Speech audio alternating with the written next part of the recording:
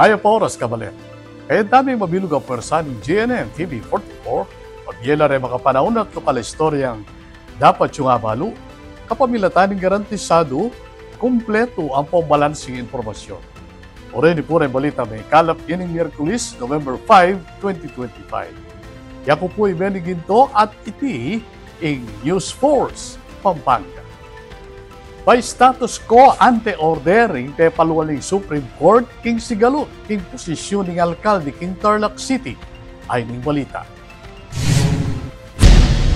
Naglabas ng status quo ante order ang Korte Suprema nitong Martes kaugnay ng issue sa pagkaalkalde ng Tarlac City na nagpapanatili sa kalagayan bago ma-disqualify si Mayor Susan Yap Sulit ng Commission on Elections o COMELEC and Bank dahil umano sa kakulangan sa residency. Iginiit ni Yap Sulit na siya ay naninirahan sa Barangay Tibag, Tarlac City mula pa noong 2015 at habang nanunungkulan bilang gobernador mula 2016 hanggang 2025, paninindigang unang kinatigan ng COMELEC 2nd Division.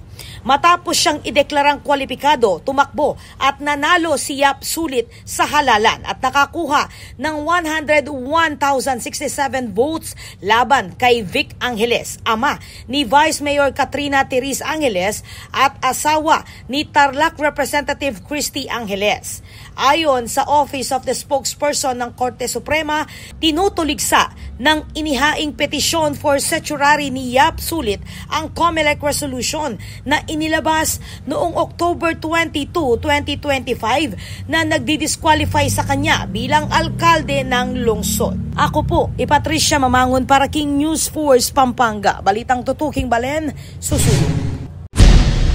Bang pasik na nganing suporta para kareng atletang Pilipino, peg maraguling pamuntok ng Philippine Sports Commission impangatatag ng National Sports Tourism Interagency Committee. Ay ning balita.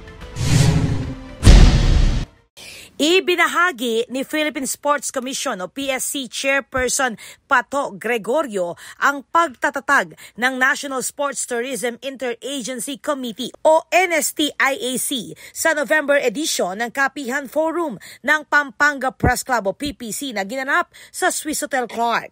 Ang NSTIAC na itinatag sa bisa ng Executive Order No. 38 ay isang pinagsamang ahensyang layuning paunlarin ng sports tourism sa bansa.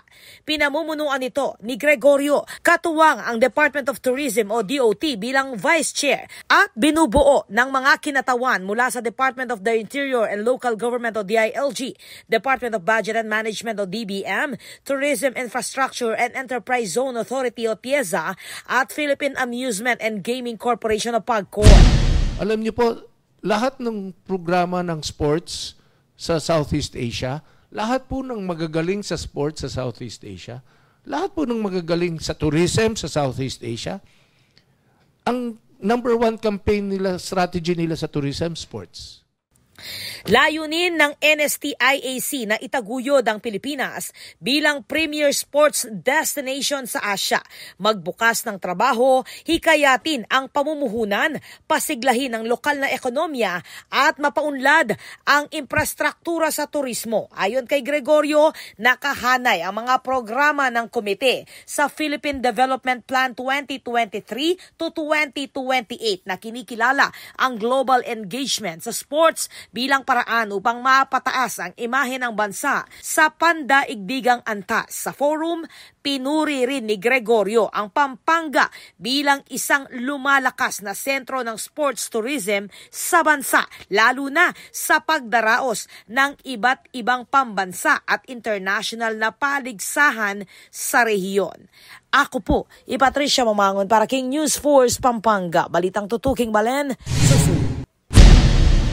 Mas maragula pondo para king edukasyon, pakipaglaban, bang mas marakalakanong kay nakaning makinabang. Pakibaluan ng detalye, king reporting. Ginawara niya ning pamantasan ning lungsod ng Maynila o PLM, Senator Bam Aquino ning Doctor of Education honoris causa bilang pamagkilala king kayang manimunang papil king pangapasar ning free college law amamye libreng edukasyon kareng milyon-milyon kaya nakang Pilipino. Bilang guest of honor at commencement speaker ning PLM graduation ceremonies, pinuri Aquino king kayang landmark contribution king edukasyon.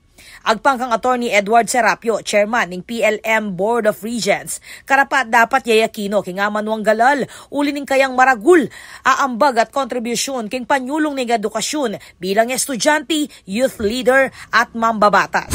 Today, we confer on him our highest honor, Doctor of Education honoris causa. We award this in recognition of Senator Bam's meritorious contribution to the advancement of education in our country as a student, as a youth leader, as a legislator, senator. Ing Republic Act No. 10931, asinulong ng Aquino inyang 2017 bilang chairperson ng Senate Committee on Education, may kasaup ni kareng 3.5 milyong estudyante, kabilang reng 2.2 milyon kareng pampublikong kolehiyo at universidad at 1.3 milyon kareng pribadong eskwela at tatanggap subsidy iba't king gobyerno. King kayang talumpati dinikdik ng Aquino na dapat siguraduhan ng gobyerno ing gustong pondo bang isundu ing libreng edukasyon king 2026 budget. Tutukan nyo rin po ang mga nangyayari sa Senado at sa Kongreso para itong 2026 budget masigurado po natin na ang pera ng bayan napupunta po sa taong bayan. Ang pera ng bayan napupunta sa edukasyon, sa kalusugan, sa serbisyo, sa taong bayan, sa tama, hindi po nabubulsa ng iilan. Pasibayo yung kukulay ting senador na ilipat la reng 260 billion pesos sa pondo, iba't kareng flood control projects papunta king sektor kalupanan ng edukasyon at kabulasan. Edukasyon, hindi korupsyon. Tanggalin yung pondo sa flood control, ilagay sa classroom. Tanggalin yung pondo sa flood control, ilagay sa turong para sa mga guro. Tanggalin yung pondo sa flood control, ilagay sa mas maraming scholarship at subsidiya para sa mga kabataan natin. Yan po yung panawagan po namin. Itine ing kadwang honorary doctorate ng Aquino bilang pamagkilala king kayang advokasya karas king pamagaral o edukasyon. Minunayang ginawaran king kaparehong parangal ning Tarlac State University inyang 2017. Ako po, Patricia Mamangon para King News Force Pampanga. Balitang tutuking balen, susuyo. Atin pa mga paling balita, king pa magbalik ng News Force Pampanga.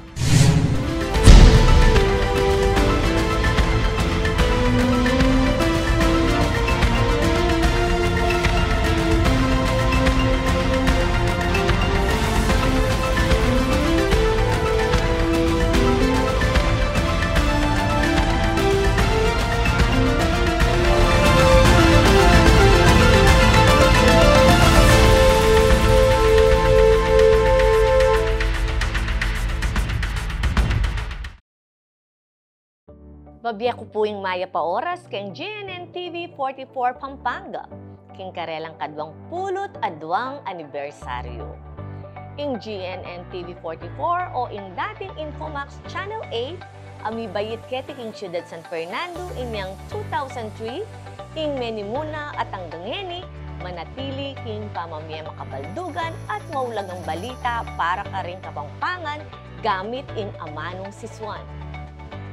Magsilbiya pong tete ing istasyon ban ipayabot karing kabalen ding maulagang impormasyon at dapat tamong abalo, king patas at balansing paralan. Ing GNN TV 44 Pampanga, magsilbiyang kayadwangan ng City Government of San Fernando, ban ipabalo at idake la ring programa at proyektong gagawan tamo, ban lakwas lang dakal ding makinabang at midinan kebaluan karing kekatamong susulong king syudad. Pasibayo, happy 22nd anniversary GNN TV 44 Pampanga! Isunduyo sa inustong pamagbalita para karing Fernandino, para karing Kapampangan. Luwidya ing istasyon para karing Kapampangan. Luwidya ing GNN TV 44 Pampanga. Luwidya ing Ciudad San Fernando.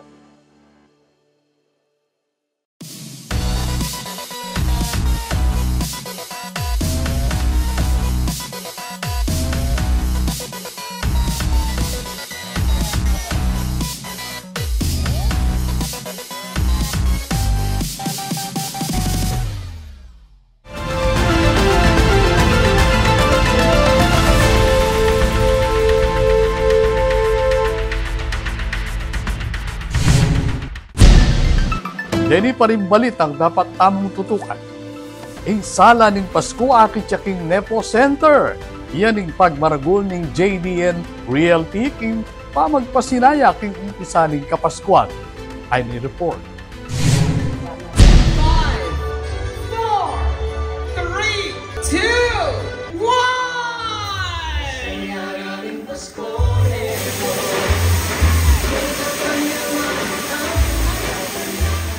Iya mo basta-basta sulu, ing selang yan ngening banwa, kete king Nepo Mall, king Angeles City, nune meto nga mapaling pangumbira, bang panandaman, ing diwa ning Kapaskuan. Ngening November 4, opisyal ning pesa na yan ning JDN Realty Group, ing banwahan na sala ning Pasko, king Nepo Center, meto nga makuling pamiyabe-yabe daring sulu, musika, at kulturang Kapampangan. King amano tamo, ing salitang sala, mga intuliran niyang living room at sala. At parehong kabaldugan na niti, mabibye king okasyon. Katmong kaili at kantahan king mabilog mall, kabang mitipon-tipon lareng pamilya, mikakaluguran at reng tenant, lalam dareng masalang dekorasyong inspired ning Paskong Kapampangan.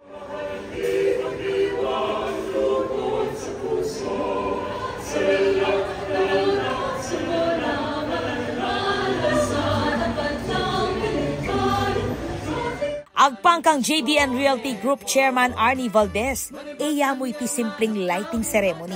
Metong ngayting pamagbalik king katamong pibatan.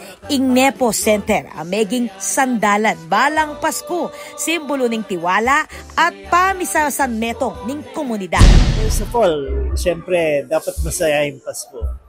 And so, when you have lights, it denotes a lot of joy and safety. You know, lights mean a lot of things. And to us, the important thing is that we're giving light to the community. We're giving joy to the community. And we're helping out with balo niya mga ngayon nakasakit, no? There's so many things that are happening in the world. Kayag naning pamang islap na reng sulu, pepaganaka ng Valdezing tunay diwa na niti. Na reng sulu, simbulula ning pag-asa, ning lugod, at ning galak, ning pamibuklod-buklod. Ing temang Heart of Local, paganakaya na ing Nepo Center, higit siyang meto nga shopping destination. Meto nga iting tuknangan, at telakad dareng Kapampangan, para kareng Kapampangan. Department of Tourism Region 3 Director Richard Dinos closed the night with the message of faith and resilience. As the lights of Nepo shine bright tonight, may they serve as a reflection of every Kapampangan heart that is radiant, resilient, and rooted in the love for home and community. Para king JDN Realty Group, ing sala ning Pasko, higit ya pa, kareng sulu. Metong iting pasalamat at patune na ing Nepo Center, gana-gana kayabi. Balang milabas maulaga. Ating Pasko, paganakaya, bang pasibayong mibalik, nung nuka rin tamo may gumpisa. King keka tamong tuknangan. Ako po, Patricia Mamangon para king News Force Pampanga. Balitang tuto, King Balen, susunod.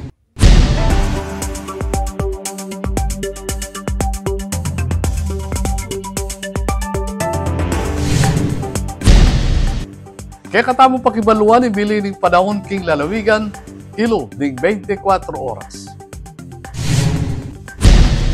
Ang pangking pag-asa ing mabante na bagyong Tino at Chuneking Palawan Peninsula at katingangin na 120 hanggang 165 kilometers per hour. Itino, bala-balaw siyang magpauran king danening Visayas at Mindanao, lalo na king Palawan. King Luzon, heaben ing Central at Southern at Metro Manila, manatiling malulam at paminsan-minsang pamanuran, paulid ing Northeast Monsoon. Ing Tropical Depression na dating low pressure area, Chuneking dayong 1,830 kilometers east of Southern Mindanao, ang magdalangangin na 55 hanggang 70 kilometers per hour at papuntayang direksyon south-southwestward, king bilis na 20 kilometers per hour. Alay pa namang direktang epekto iti king bansa.